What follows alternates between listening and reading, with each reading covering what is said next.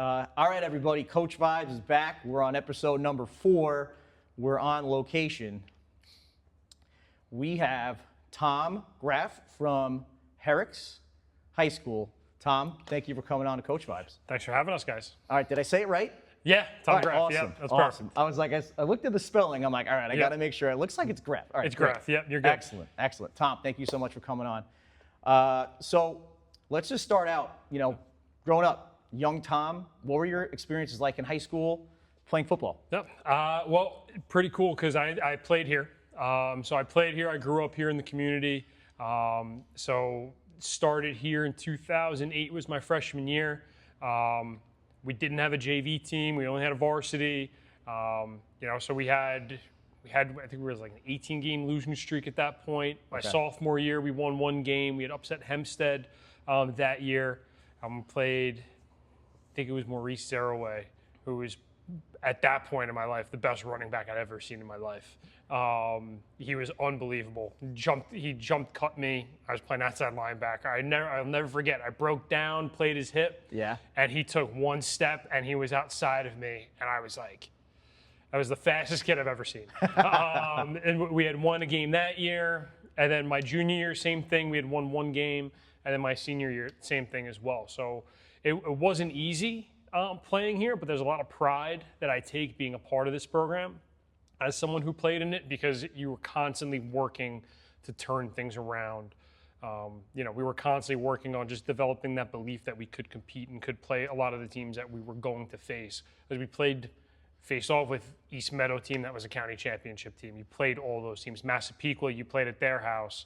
You played a lot of these top programs, and no one was going to give us a chance. But we had to come out and believe that we could execute, that you could go win your assignment and play after play, and continue to fight for an entire season of 8 games. And when you're only winning 1 game a year, it can be pretty hard.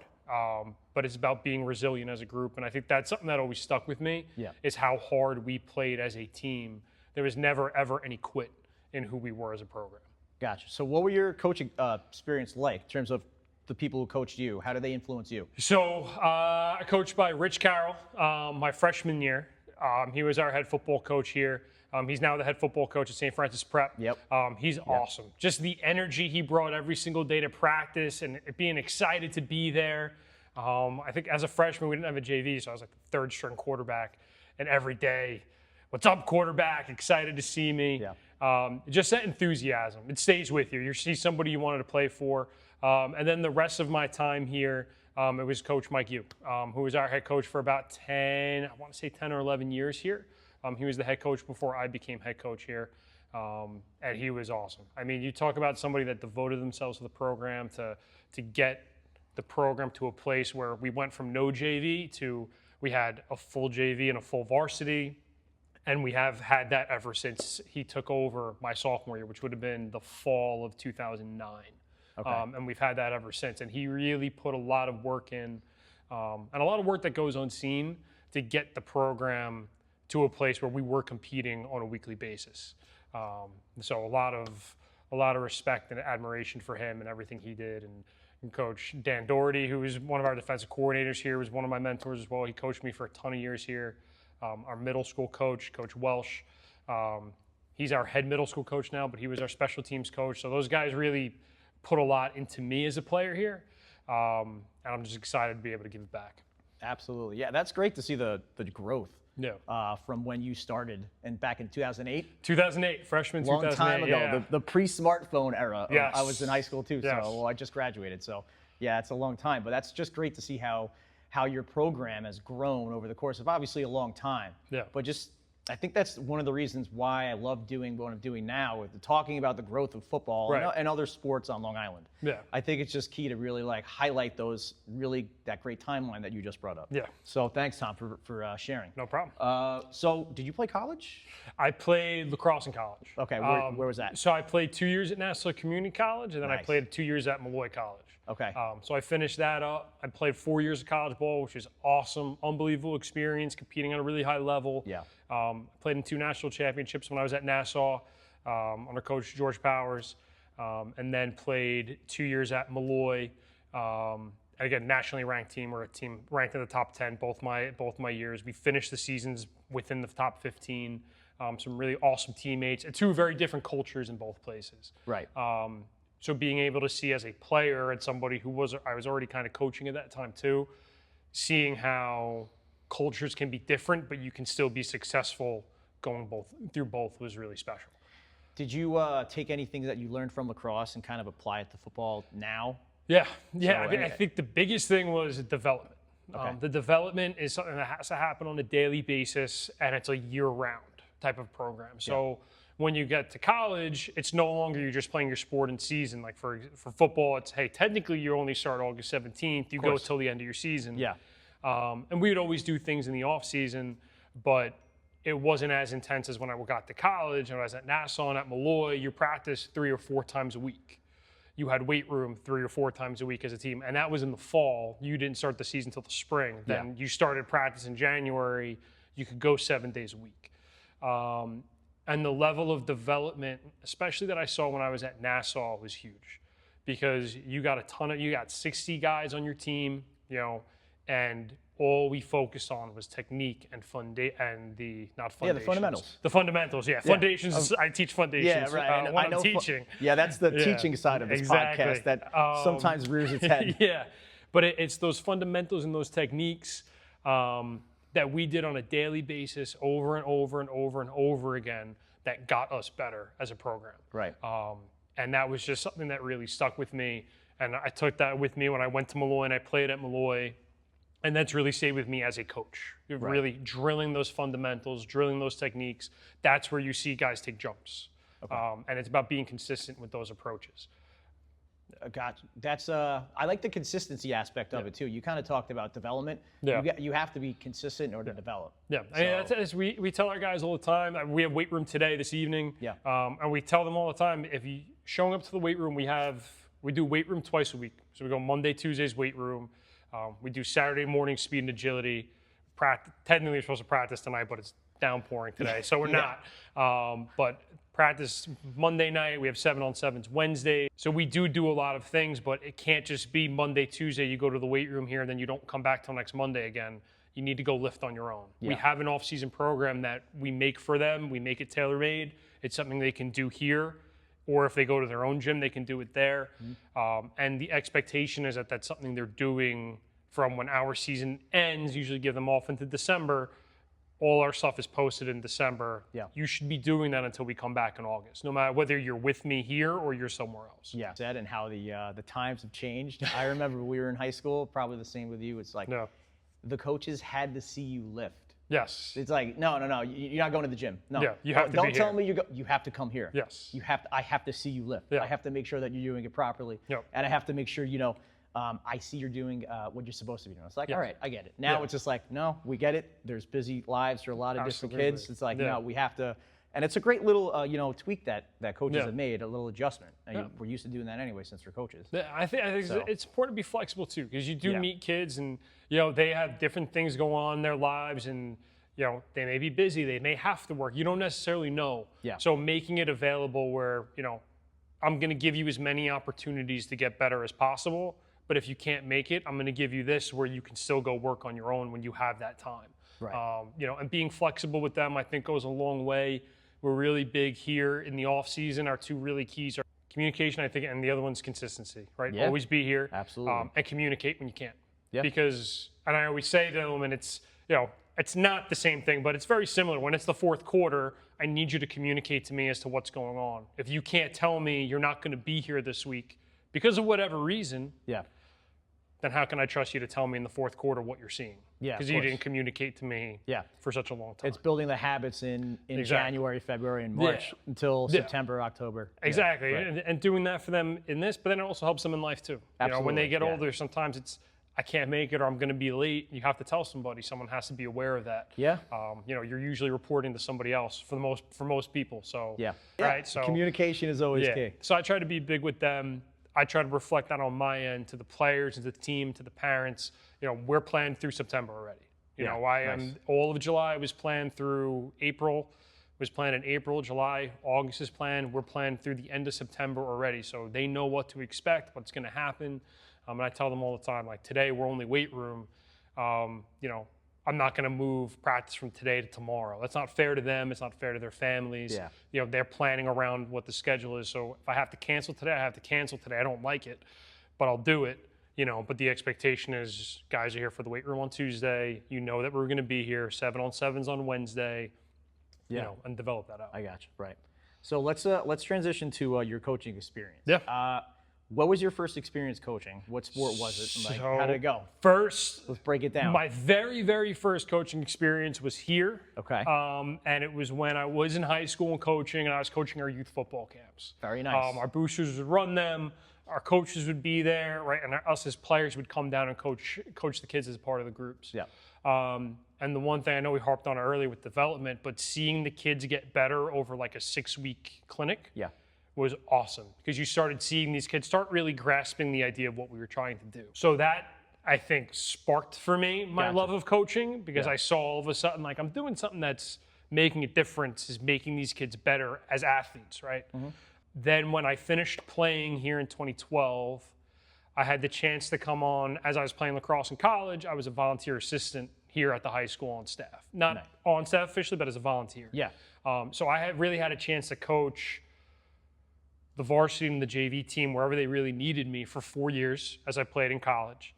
I got to coach all day on Saturday, because you used to play JV games 9 a.m., varsity games at 2. Yeah. And I'd be here from 7:30 in the morning, help with equipment, help with the JV warm-ups, help coach the JV game, stay through the varsity game, do all that stuff for 4 years, which was huge for me and huge for my development.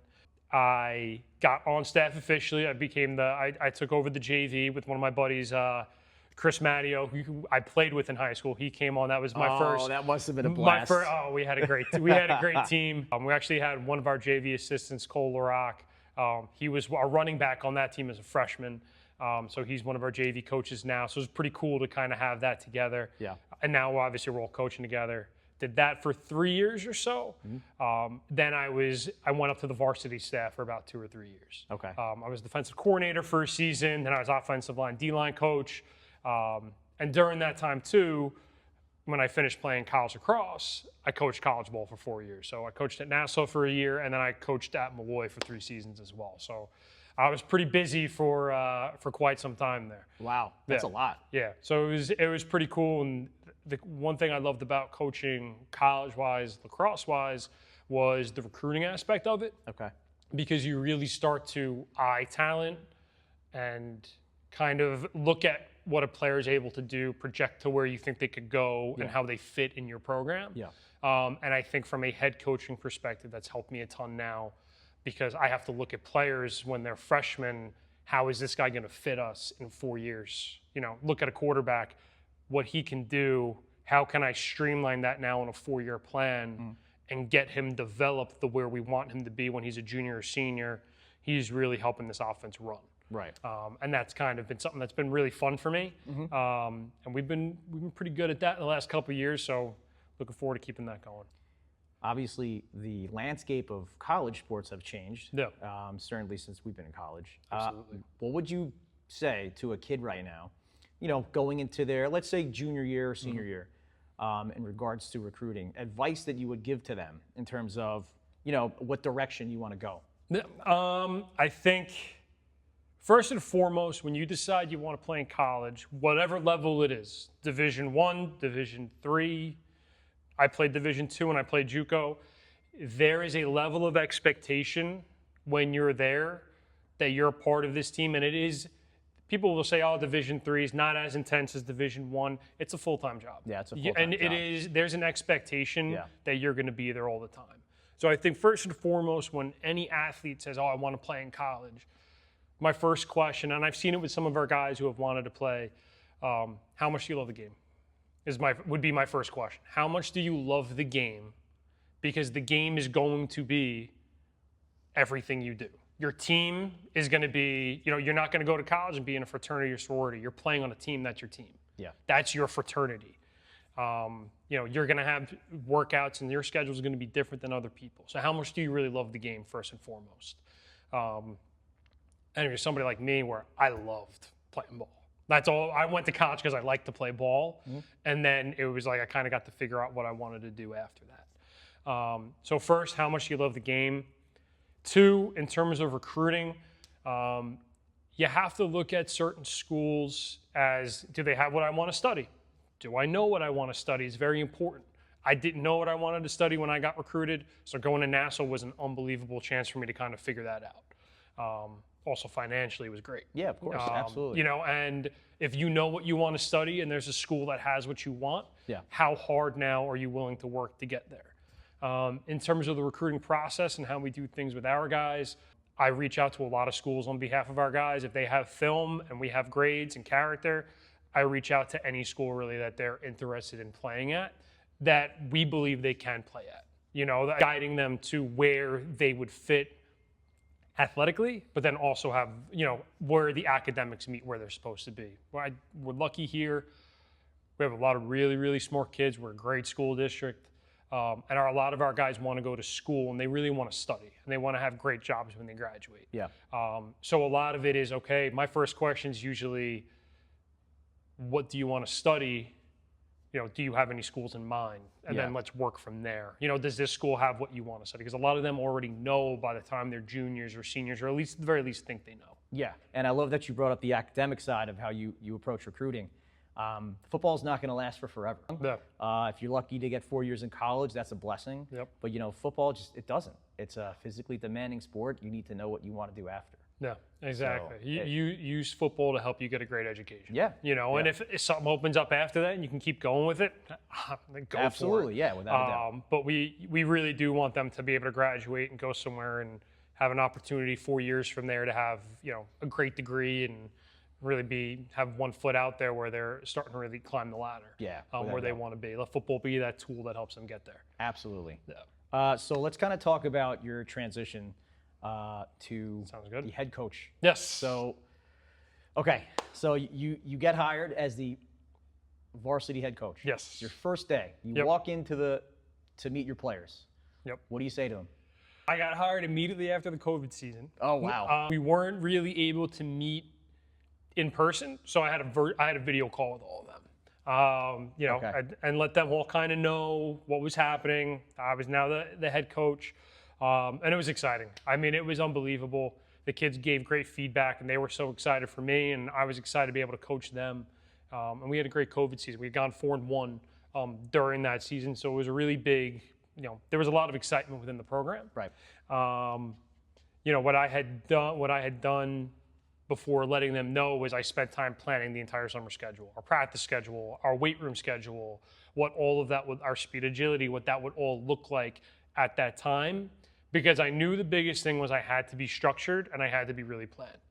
Because there's a lot that hits you when you become a head coach. All of a sudden, you've got to fill out different surveys. You have coaches meetings. Yes. There's seating meetings. You have to do the rosters. You have to figure out where all the equipment is. Oh, we got to hire we got to hire our defensive coordinator. I call the offense as well. So I have to now develop what offense I want to run with this team where we left off because I wasn't calling it the year before. So there was a lot that had to get done. We hired 2 new coaches within like the next week after I had gotten hired. So it was a lot. So it was first plan. Right. What is the next month and a half going to look like for us? For the kids, plan for the kids, right? And what our structure will look like, a weight room plan, a practice plan, offensive schematics, hiring our defensive coordinator, another varsity assistant, and then game planning from there. And then figuring out the equipment stuff and the roster things and it's a lot. Continuing from there, yeah.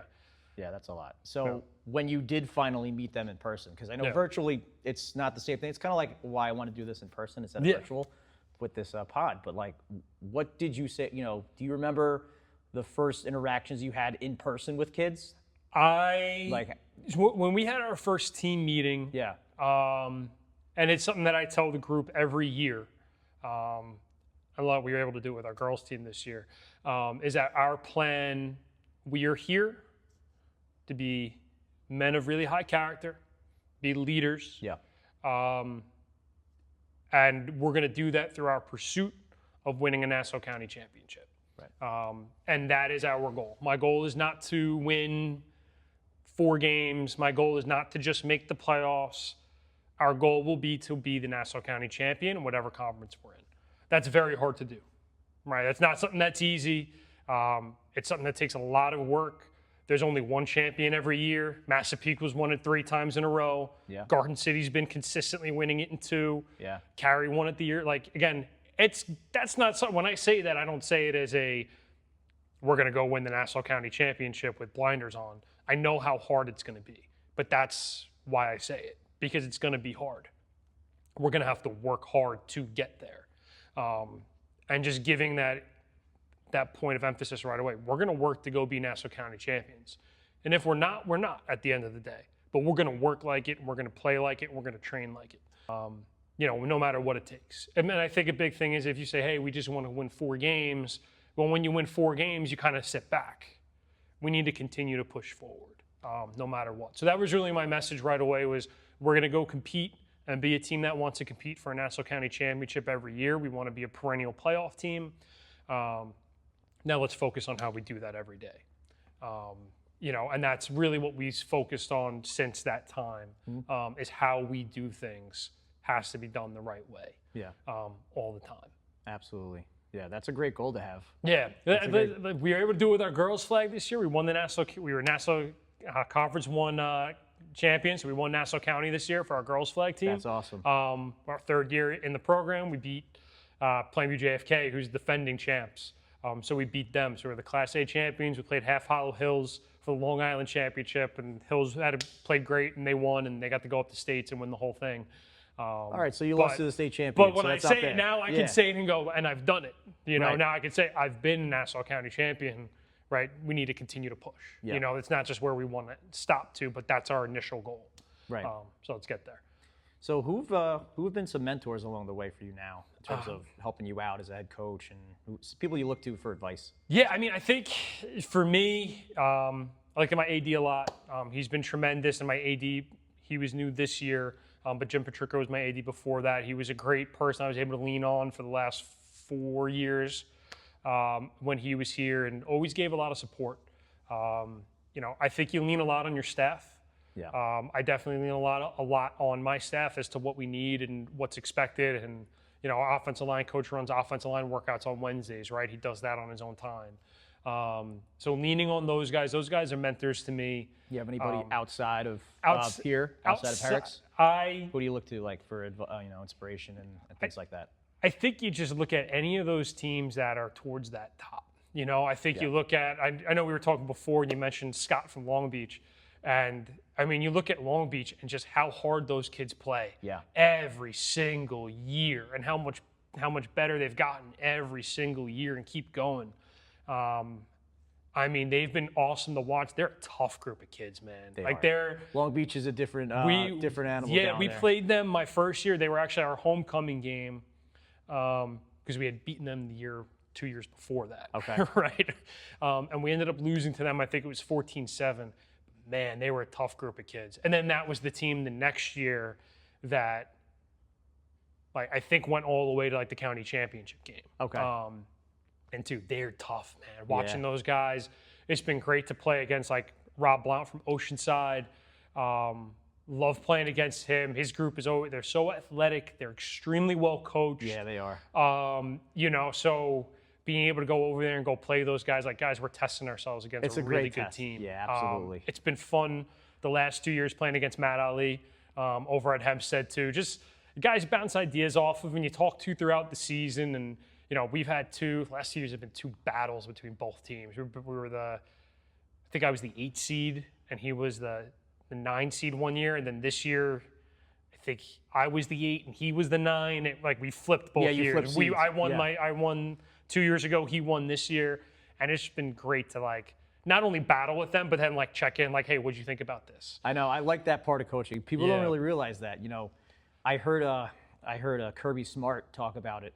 Obviously, a different level of college. They were playing. I think they played Clemson in a bowl game. Yeah. And they asked the Clemson coaches hey, what do you think when we were in this? Yeah. What did you want to attack? You get those looks. It's great. Yeah, it's cool. It's great to just have I don't know if it's as much as like mentorship, but it's those connections where it's like after a game, like you start talking about things and you just have those connections with the coaches. It's pretty cool.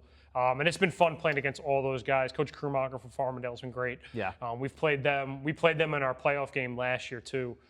We've played them a couple of times, and we played them tough. Yeah. And he looks at you and he's like, you gotta keep going. You Yeah, know, kind of like leans on you a little bit, like give me a little more.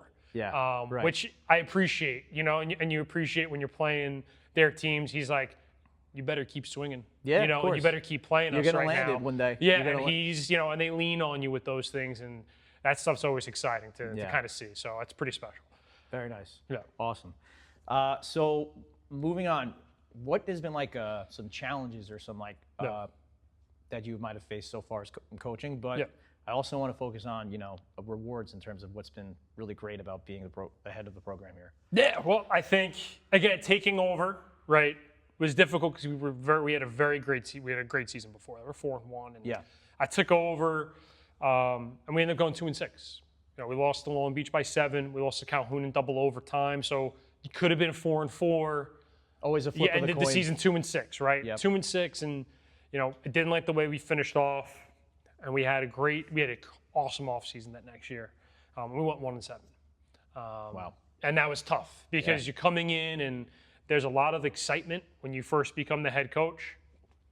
And then, you come in, and after coming off a great season, you go 2-6, you go 1-7. All right, what am I doing wrong? Let me go back and sit down and look at the film and spend a lot of time looking at not only like why is what we're doing not working, how are we going to fix it and change what we're doing? Right. And some of it was just the instruction of how we were teaching guys to do things. We got to do that better and changing that stuff up. And cleaning up how things were executed. I think schematically we changed from the full spread to we run the gun T is really what we're into now, and that's kind of how we base ourselves out of it. That fit our players so much better than the spread. But I had grown up, I'd only been exposed to the spread. So you can only coach what you know. So I had to spend the whole offseason learning an entire new way of football. A lot of wing T guys call it like it's an order of football, and it really is. It's changed the way that I coach the game of football completely, just the thought process behind the entire offense, which has been awesome. So, and then, so the challenges was going 2-6 and feeling like you let a team down that was 4-1 and felt like they were a playoff team. And then having a great offseason and then going 1-7. I had a great offseason. The attendance was fantastic. We weren't successful. I got to really look at myself in the mirror. Why are we not being successful? How do I turn this around? And we took certain steps like that. And, we had some great guys came on to staff with us. And then the great feeling was the next season we ended up going 4-4. Yeah. But you go 4-4 and you're 1-4 5 weeks in. So you played a tough game versus Mempum. You didn't win. I forget who we played after that. We played Manhasset after that, and they were unbelievable. Coach Iaquinta's team was freaking rolling. But we didn't feel far off that year. We got a bye week. We played Jericho at their homecoming. We're kind of licking our wounds a little bit. We've lost 2 games, haven't seen much success. And we ended up scoring 42 points in the first half. There you go. I was like, this is how we're capable of playing. Yeah. And then we played a really great game against a Calhoun team. Joey Goodman was at quarterback for them. He was ridiculous. And it ended up being like a really high, it was like 38. We scored, I think like 38. They scored like 52. Wow. But all of a sudden it was like, you know what? We can start playing with everybody. Then we played Long Beach. We went to Long Beach, played them in the rain and the snow. We just didn't play well. We had a couple guys banged up, and they took it to us, and it was freezing down there and raining. And like we talked about Long Beach before, right? Coach Martin's team comes out and they just ready to roll, and they played us tough. And, we played hard, but we didn't have success. And then, so you're 1-4 sitting at that point in the season. We have our homecoming coming up. Who are we going to be? Who are we going to be as a team? We're a team that, culturally, we keep telling our guys how you do anything is how you do everything. You've got to believe in yourself. You got to believe in your teammates. Came out, we beat Roslyn. We beat, I think we beat them 42-0. Beat Sewanaka the next week, which was a 14-14 game at half. We ended up winning, I think, 35-14. Okay. Then we played MacArthur the last game of the season, and we ended up upsetting them like 28, like 24, something like that. Awesome. And again, we've never beat MacArthur. You know, if you would have told anybody 5 years ago that Herricks would have beaten MacArthur, they wouldn't believe you. You know, you would have. I probably wouldn't believe you because I recruited Hugh Kelleher when he was getting recruited to go to Cornell. Right. Because I saw him when I was coaching at Malloy, and I was like, this guy's unbelievable. Yeah. He was a man. I was like, there's no way you ever would have said 5 years later, hey, you guys, you know, you're going to have an opportunity to play with and possibly beat those guys. And we beat them. And that was a turning point for us. So in terms of reward, there's no better feeling than No, that. without a doubt. But yeah. at that point for us, we still didn't make the playoffs. Right. You know, I talk about wanting to be a Nassau County champion. Well, first you got to get to the playoffs to do that. We hadn't been to the playoffs in 30 years. 94 was the last time. Wow. 2006, we didn't have a team because of how things looked in the district. So we didn't have a football team in 2006. So, you know, 4-4 record. You know, we've had other records similar to that over the years, but this was one that, you know, we had a standout win. And then I know you and I were talking earlier about when you were at Valley Stream. Oh yeah. That season. I remember that 2 years ago. Yeah, we picked up with our guys, and we had a lot of returners. I mean, the reward was watching that team kind of take off throughout the season, and like, hey, we stumbled a little bit, pick ourselves back up. Yeah. You know, you play an East Meadow team. That year, we end up losing 13-7, and they hit two field goals to score 13. And it was 7-7. They hit two field goals. Yeah. Also, I mean, great job by their kicker. I'm sitting there kicking myself because we couldn't score again. It's in the rain, it's all that, but I'm like, but we're tough. You know, all of a sudden, it's like that turning point is hitting of we are now a good football team that can compete with any of these teams we're playing. And that team was the team that was able to went 4-4 in the regular season. We played Plainview here our last game of that year and won and clinched a playoff spot. We clinched the 8th seed. First time in 30 years we're going to the playoffs. Broke the streak. Awesome. You know, it was just a tremendous team. A lot of really great character and leaders on that team. They're willing to hold each other accountable. You know, we ended up getting Farmingdale first round, but like I told our guys, you know, we want to be Nassau County champs, right? You got to go beat them. You know, that's the best team in our conference right now. They're the one. You have to go beat them. You know, we didn't, but we played them tough. Yeah. You know, we made sure that there was a lot of mutual respect from them to us that night. Yeah. And there absolutely was. I mean, they're tremendous in their program. And, you know, I knew we were walking into, we got to play some great football to win this. And we played some good football. We had some mistakes, you know, and Farmingdale walked away with it. But the reward to be able to play a game in November under the lights, a meaningful game to keep going. That's house money right there. That's, I mean, as an great. alumni in 2008, that's amazing. as a freshman who won no games here, who won one game over the next 3, I mean, tremendous. Tremendous to have that opportunity for Absolutely. us. Yeah. That should be, you know, you should, I don't want to pat yourself on the back, but that's just a team-oriented goal that you guys achieved just to make it, and you're just one step closer now. Yeah, it gave us a taste. Yeah. And like I told the kids at the end of that year, you know, our goal, we made the playoffs. And it was the first step. Yeah. Now you don't want to be the 8 seed anymore, guys. You know, we went 4-4. We want to end the season now with a winning record. You want to be better than that. Yeah. You know, and that's going to be harder said than done. You know, saying it is really easy. Doing it is a whole different story. You know, you're playing a lot of great teams and some awesome coaches, and you know, it's going to take more than that. But I think that's the most rewarding aspect of it, is seeing that growth. Absolutely. For me personally, seeing myself become a better coach. I look back at how I coached my first year now, and I go, man, I felt bad for those kids. I was like, I cared about them, but man, I could have been better. You know, and I think that's being able to see that growth is really important. Yeah, I think that's. I think people really kind of overlook that part of what you just said. That last line of like, you're so young, and it's not like you're inexperienced, because you definitely have that feeling of like, I want to do as best as I possibly can, but you have to get the reps of like learning as a coach, and I think people, you know, parents or outside voices, they kind of just don't understand that, and I think it's really nice that you kind of brought that to light. Yeah. Where it's like, everyone's young at one point. You know, you don't walk into this gym, this beautiful gym. I feel like I'm in LA Fitness right now. It's like awesome. It's awesome. Yeah.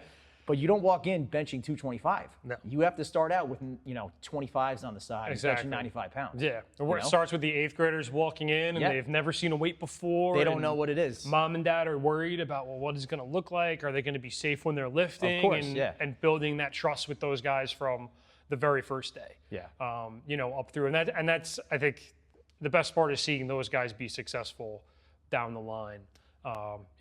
And just the way that the team progressed, and they stayed with it, because it would have been really easy for that group that made the playoffs at the end of their sophomore year, where for 2 years of varsity went 2-6 and 1-7, to be like, nah, I'm not going to really go do that. I'm okay, or I'll just show up when camp starts, and they didn't. Yeah. They continue to work, and it's a lot of tribute to them for continuing to show up and get better, because they earned the right to win those football games that got themselves to where they wanted to go. Exactly. And when they see a team going to Farmingdale and competing with Farmingdale, it just lights the fire. Absolutely lights the fire. It's great. Yeah. You talked about growth, but can you kind of just sum up your program in a few words? What makes it unique and special and different from other programs on Long Island? I'd say the level of commitment to each other that we have. Our teams that have been really good, and even the teams that struggled a little bit, they were really committed to each other. They always show up. Whatever we really start with at the beginning of camp, for the most part, is what we end with. We don't lose a lot of guys. They hold each other accountable. They care about each other, not just on the field, but off the field. Right.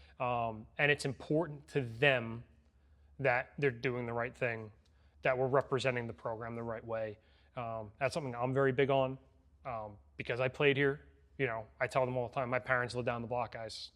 So you're doing something that's not right, my dad's going to text me and tell me that something's going on.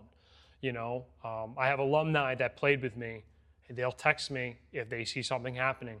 It's how they carry themselves. They're committed to each other, and they're committed to their team. I think you see that even within our coaching staff. I'm an alumni. Chris Matteo, who I said coached JV with me for a year, he's one of our wide receivers coach and special teams coordinator. He's an alumni. Yeah. Brandon Ty is an alumni who's also on our varsity staff. Tyler Needleman's an alumni on our varsity staff. On our JV staff, Cole Rock is an alumni. We have another alumni on the middle school program. So we have a lot of guys that have been a part of our program that continue to come back. And that's been important for me, because they're committed to the program. They're committed to the kids. They're committed to the continual growth of Herricks football.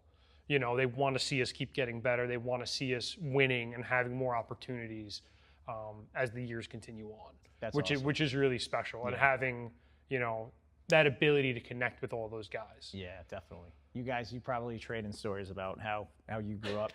Going 1-7 or over, and you're like, this is amazing. We're playing Farmingdale right now. 100%. This is awesome. 100%. It's cool because Cole, who's one of our JV coaches, he played for me and Chris on JV. Yeah. Before he played for me and Chris, my best friend, his younger brother, and Cole were our water boys when we were seniors. Okay. So I've known Cole, and I've known Cole since he was in elementary school. Right. So now not only was he my water boy when he was little in elementary school and I was a player, then I coached him for 4 years, and now he's on our staff with us. It's awesome to see. It's kind of very family oriented. Yeah. But just that connection and that commitment all the way up through that we have to each other and to the program is exciting. That's great. And there's a lot of feedback from the alumni. We have a big alumni email group that we have, and able to reach out to them a couple times a year, just update the whole program on everything that's going on, and has been fun. That's awesome. Now we're living on Long Island. Yes, sir. Long Island is a very special place. Yep. We all know that. What do you think Long Island could do to promote high school football and make it better? I think the big thing, a lot of the conversations have always been about competitive games. Is always a big pressure point. And I think as somebody who's been a team that now I've been a playoff team, I've also been the player on the team that was 0-8. You've seen both ends. I've seen both ends of it. Yeah. I know how it feels. I've been a part of the games where it's 42-0 and the running clock. You've also been part of those games where, the other team like almost stops playing because if they score and it becomes this or that, like I want the other team to keep playing no matter what. Yeah. You've got other kids that have trained and worked really hard. When they get in, they have the right to go try to score a touchdown, do it the right way, but they have the right to do that. Yeah. And I think you got to keep playing football on your end too. I think a really great step was with the crossover games that we're starting this year. Again, so it kind of removes your highest seeded game you would play. So for example, we're the 11 seed this year. So instead of us playing, let's say, Massapequa, we're crossing over playing Valley Stream, actually, Valley Stream Central, so Coach Chiavo, but we're playing them for that crossover game. Very nice. It's a great matchup for us. Yeah, absolutely. It's a great matchup for them versus us and great for us versus them. I think it's two programs in very similar spots right now. That's going to be an exciting matchup to go play somebody across the way from you that's not in your division. Yeah. That's awesome. How can you not like that opportunity? And it helps balance it a little bit versus some of those top teams where when you are a 13 seed and you have to go play the 3, yeah, that's a tough game. That's a tough game. That's a tough game. And, it's you want the kids to develop and you want the kids to keep playing competitive games because the more competitive games they play, the more kids are going to want to continue to play. Of course. A big thing in our district a long time ago was that we weren't really competitive in a lot of football games. And that's what the community saw. So why would you want your son to go play if they're going to lose 42-0 every game? I don't understand that sentiment because I love the game of football and I obviously played in those games. And to me, you play, you keep getting better, you keep developing. If you want to play football, you should play football, help the team get better. Right. Has always been kind of my perspective on that. But I understand that other people don't see it the same way. So I think the crossover games is going to be huge for us at the varsity level, especially because I think it's adding that game where you feel as though you have that opportunity. Because there's definitely games, and again, I've been the 14th seed in Conference 1, right, as a player before, and probably as a coach too, where you're playing a team in the top 3. It's tough to get the kids on the bus and get them excited to go play that game. Yes, they're excited because they're playing football, but by the third quarter, fourth quarter, if you're a team in that position where you're really struggling as a 14th seed, right, that's kind of why you're in that spot. That's hard to get everyone going, for that matchup. So I think this is a great start with the crossover game. I think it's going to help programs continue to develop as we move forward here. I think we have done some Week 9 bowl games. I think those have been great too because that's also a crossover game scenario where you go play someone the same seed as you in the opposite conference. Yeah. I loved it. We got to play Roosevelt this year in that Week 9 bowl game. Very nice. So, I got another week of football with my guys, which I cherished. But we played, and again, we ended up losing to Roosevelt and Coach Vito, but it was a 14-7 game. It was 7-7 with like 3 minutes left in the fourth quarter. It was awesome. Awesome game, and it was a great matchup. And it's a great, listen, I wish we won. We could have done some things better. Would have been great to finish the season with a win, but to go play another competitive game and play it like that. And I'm sure for Coach Vito, he said, we were so stoked we got to play one more game. Yeah, absolutely. And play against us and play a great football game. Yeah. Unbelievable. Nothing better definitely. than it. So I think all those opportunities help. Yeah, for sure. I also think, Shavo brought it up last pod. He said, we got to play on Fridays. I'm like, yeah, I think Friday, there's nothing like playing on Friday night. Yeah. No, we play our homecoming games on Friday nights here. And I'll tell everybody, and I've been to MacArthur. They have an unbelievable Friday night crowd. Yeah. I've scouted teams. I've gone to Oceanside to go watch guys play. Yep. I mean, their environment's unreal. Oceanside's a different level. It's so much fun as a coach and a fan of football. I went and saw Massapequa Freeport this year, Week 1, and Burner was packed out. It was unbelievable. Friday night games gets everyone there. It does. And when we play our homecoming game on Friday night, I'll argue there's no better homecoming on Long Island than ours. It is packed. You've got, I mean, you probably have about 5,000 people here. It is packed out. I gotta come by one. You have to come. Homecoming to check it out. It's a special time, and it's awesome because our whole community comes out. All the elementary schools, Everybody. middle school is out there. We're JV's practicing before we get on the field. We do it the same day. It's also our senior day, so like we introduce all our seniors and our senior cheerleaders, and it's a special week. That's awesome. It's a special week. I don't necessarily love all the distractions as a coach. It's a lot. I kind of wish we could just play the game and go from there.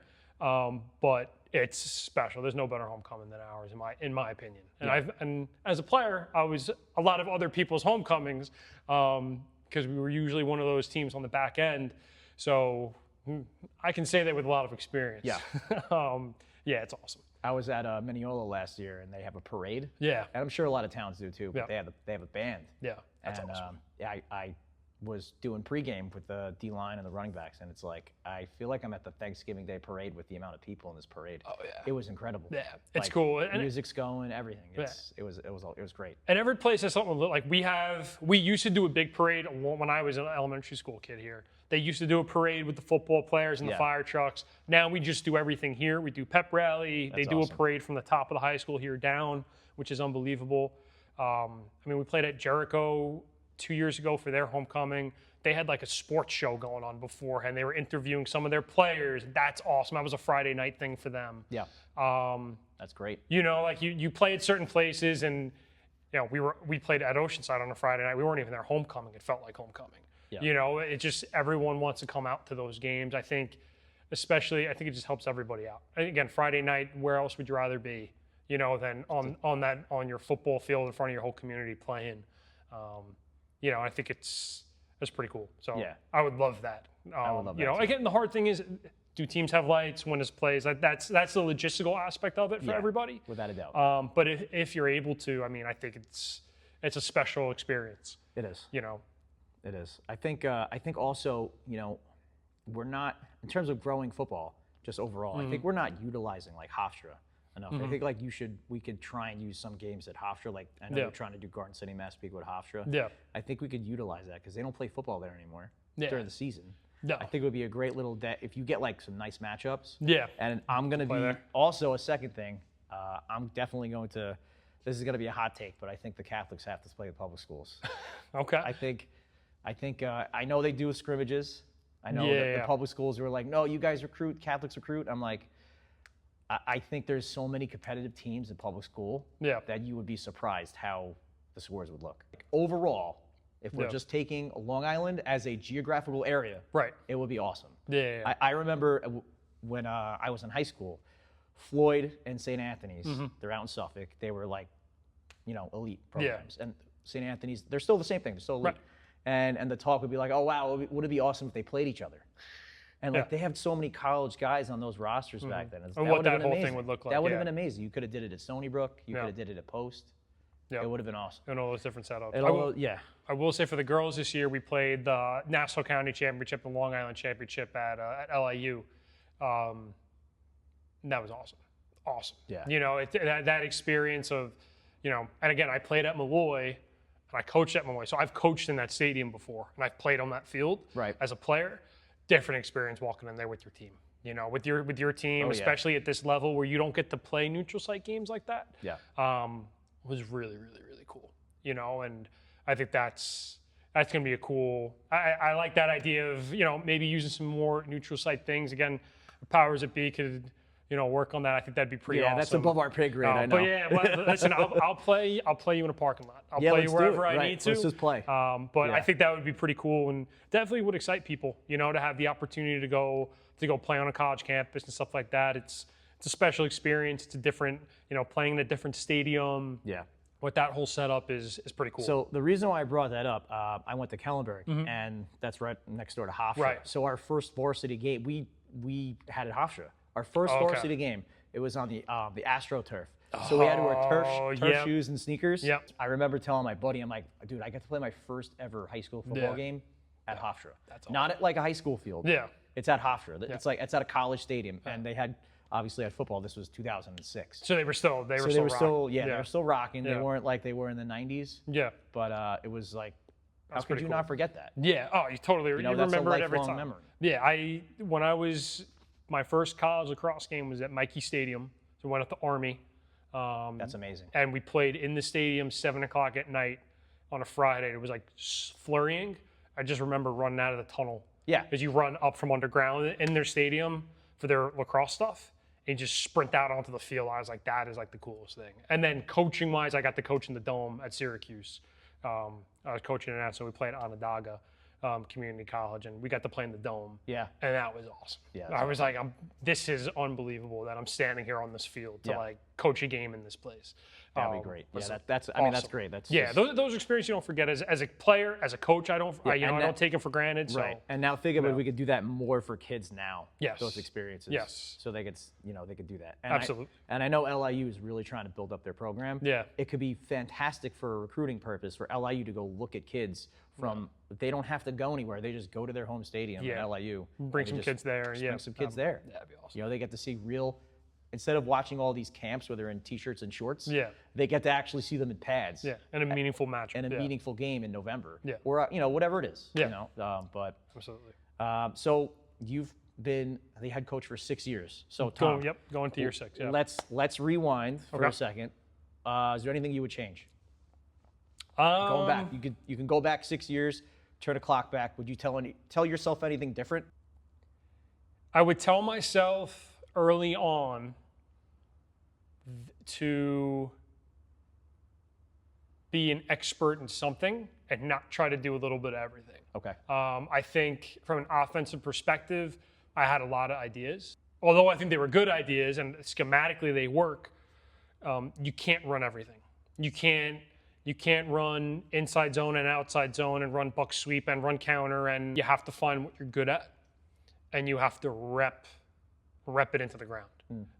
And you have to then have answers off of those things. I think that's one of the biggest things that I've experienced over the last couple of years is having answers to what we're doing when a defense tries to stop it.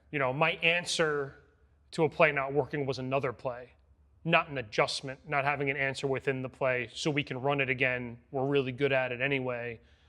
And now we can execute it because we just made a small little adjustment, or that our guys already know that adjustment. I think that's helped our guys now that I'm at the point we're at now, be able to go execute and kind of go see where, I have an answer to this. They're doing this. I'm going to, hey, whatever call they make, and now we've solved the problem. Right. I look back at that first team I had. They were very talented. They were a very good football team. And if I had this type of mindset then, I think that season would have gone a little differently. And I think what we ran, I would have been a little bit more specific in terms of what I did. And I think that would have helped us be much more successful throughout that season because they were a really, really talented group. Yeah. That's the only thing I would change. You mess things up, and that's how you get better, right? So it's really learning from that mistake, which was huge for me. So would I change it? I don't know if I change it. For those guys, I would change it for them because I think it would help them. But if in terms of my development, I wouldn't. Yeah. I think failing like that was huge for me because it's really how you responded to it. Yeah, absolutely. That failing, that was so important, to my development as a coach because when you fail and you fall on your face, I pick myself back up. I got to figure this out. No one's got to fix this more than I do. So I have a mentor who's a referee, and he does a referee podcast. Okay. And I'm a referee as well. Okay. And he told me when I started, he goes, you have to fail spectacularly. Oh, yeah. He's like, you have to make, not the worst call ever, but you have to make a bad call because you have to learn from it. Yep. So it's just funny how all those failures, they're initially discouraging in the beginning, but really it's ultimately like, no, that's the best learning experience you could possibly get. Yeah. It's like making that experience, that's real life feedback, as I like to call it. Yeah, it's how you respond to failure. Yeah. In a lot of ways, that dictates how your life is going to go, I think. Yeah. In a lot of ways, if you're somebody, when you fail and, you kind of go, woe is me, and you shut down, you're going to have a really hard time in life because you're always going to respond to failures without being able to find a way to get over it. You have to be able to deal with adversity, and that's super important. You're never going to be perfect. You're never going to get everything right. You're going to screw something up. You're at some point you're going to put your team in a bad position in a game because you made a call that you shouldn't have made. You went for it on 4th and 2, and they didn't get it, and the other team went down and scored. that's my bad. It's my fault. right. It's nobody else's job. It's my job to not do that and do that to our defense, Yeah. And I'll be the first guy to go over to my DC and go, that's my bad. Right. That touchdown's on me. I owe you. Yeah, and it's better to not hold it in and Yeah. internalize it. Just Absolutely. bad, flush it and go. Flush it and go, and you got to go make the next play. And Exactly. Again, it's funny because I played quarterback. Right. You got to be the same way as quarterback. Yeah. You throw a pick. Yeah. Next play, I'm gonna come out and rip a touchdown. Yep. That's it. And that's got to be your mindset. I'm gonna go score in the next play. I'm gonna go throw the next completion. It was a bad ball. I got to go throw the next one.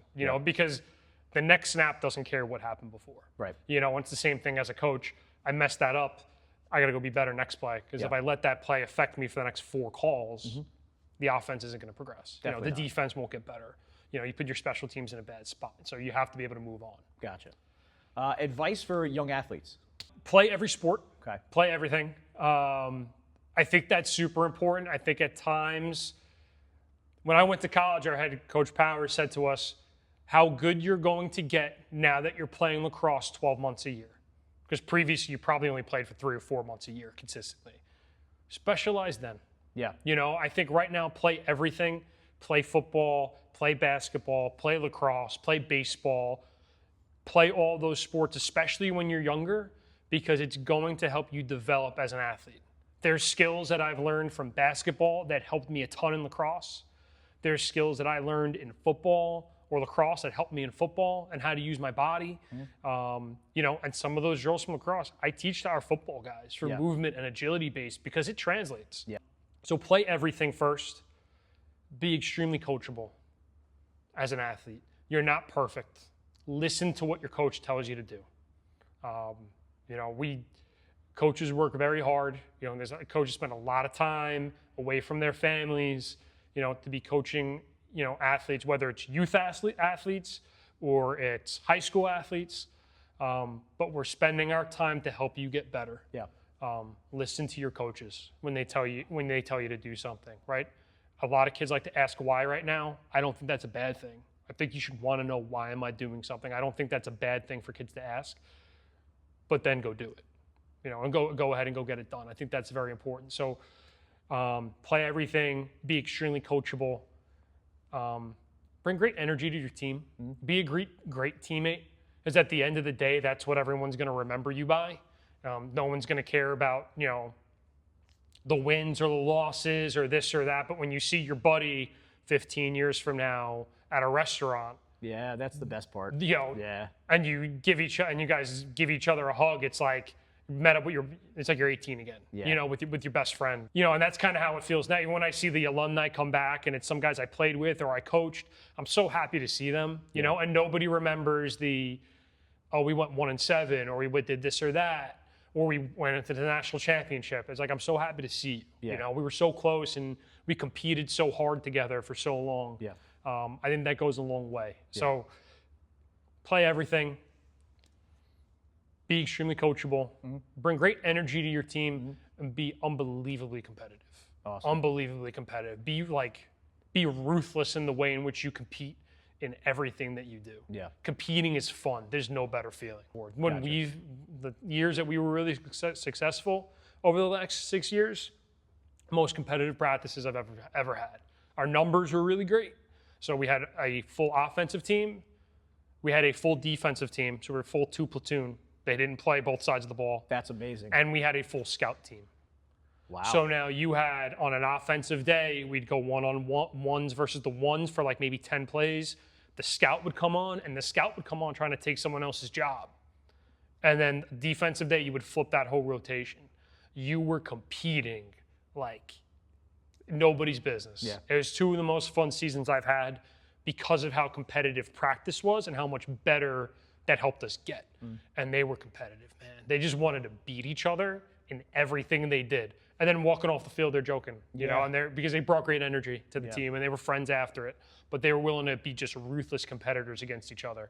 And then when you played in a game, it was 45 ruthless competitors going against whoever we're facing. That's awesome. That's the iron sharpens iron. That's it. I forgot John Randall. He went up against some like all-pro guard when he was with the Vikings. Yeah. And he's like, iron sharpens iron. That's it. Iron sharpens iron. Yeah. It's like that's Make how, us better. That's how he became John Randall. Absolutely. 100%. So advice for young coaches getting into it. What would you say to them? I would say probably very similar. Learn everything. Yeah. Assume you know nothing. Listen first. I think for something I learned from my experience where I only knew the spread, I didn't learn any other offense. It was just everything was spread, everything was inside zone. And at the time, that's what was hot. It was Chip Kelly, Oregon. You know, everybody was up tempo, inside zone, throw the bubble screen. That was it. Yeah. And that's what I had learned. I would have loved to learn the wing tee. Now that I'm running the gun tee, it's like I look at that stuff. I'm like, oh, I want to learn about this offense. Yeah. I want to learn about, I love the Jamie Chadwell's the head coach at Liberty now, but he was at Coastal Carolina. Okay. Unbelievable offense to watch. I loved watching those guys on film, and it's the triple, but it's inside zone, but they're playing everything off of it. Yeah. Watch, learn, ask questions, listen, take the good that you see. If there's things you don't like, note it so you don't do that, as you continue to coach. Yeah, of course. So I think very similar to the athletes where like play everything, learn everything. Now it's all mental. It's mental reps. Yeah, that's it. Learn mental reps. Watch film. Look at how teams are doing things. Listen to. I listen to different podcasts. I watch different guys put stuff up. Okay, how are they doing that? Why are they doing it? I'll watch videos just to try to find the hand placement on a certain block that they may not even specifically say, but I'm going to rewatch. The all 22 film 100 times. Right. Because I'm trying to see how they're blocking that specifically. Right. Bring great energy. Very similar to the players almost, right? Yeah. Bring great energy to whatever staff you're on and the team you're on, because that's going to go a long way. They will feed off your energy as a coach. Being consistent with that too. Kids want to be coached by people who they know who they're going to be every day. Yeah, it's be yourself. Be yourself, right? Yeah. Be yourself and be consistent in that. If you're not the most hyper energetic guy, that's okay. Right. But be yourself every single day, because then the kids know what to expect.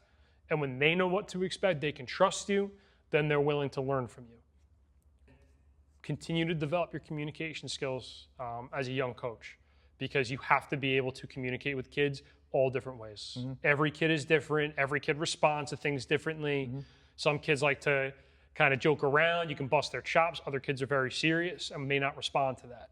You have to learn how to coach every kid in your program, because every kid is different. You can't just coach everybody under the same umbrella. Right. And if you don't connect as well with a kid, be okay with tabbing another coach, being like, you seem to get along with them well. Like, could you just connect with them a little bit and just I want to see where they're at. They may be more willing to open up to somebody else, and that's okay, right? It's okay to know when what you're doing isn't working. Let somebody else step in to kind of help you out a little bit. Yeah. Right. And ask questions. Yeah. Ask questions. Be wrong. Enjoy drawing up the scout cards in practice. You know what I mean? Like, you learn a lot by drawing up a scout card, and kids do it wrong, and you figure out, well, they thought this meant that, and that's why your tackle ran a post, and you're like, no, that was a down block, right? And you realize, okay, I have to fix this. I have to be more exact in how I'm teaching things. Those are all great opportunities. Right. Just continue to learn and, put yourself in those positions. Awesome. Thanks, Coach. Last one. What's the most rewarding part of coaching? Seeing the development after 4 years with the kids that are within the program for 4 years and those connections, watching them finish their senior season, hopefully get an opportunity to play in a playoff game, but seeing them get better, seeing those guys that were probably like a bench guy as a freshman and as a sophomore, maybe even as a junior, and then they finally earn that opportunity as a senior and they thrive in it. Yeah, so the growth is big. Yeah, that growth part. Yeah. And the next is seeing them after like 4 years, 5 years after they've graduated. I haven't been coaching long enough for any of them to really have kids or families yet. But to have them come back and, pop down to practice or come by the game and just be able to say what's up to them and shake their hand and see how life is going and how's school. And, some of them one of my guys graduated. He was a senior my first year. I'm coaching his little sister now in flag, and he picked her up the other day. He just graduated college. Checking in, how's school? How's your life? Like, how's life and all that stuff? Yeah.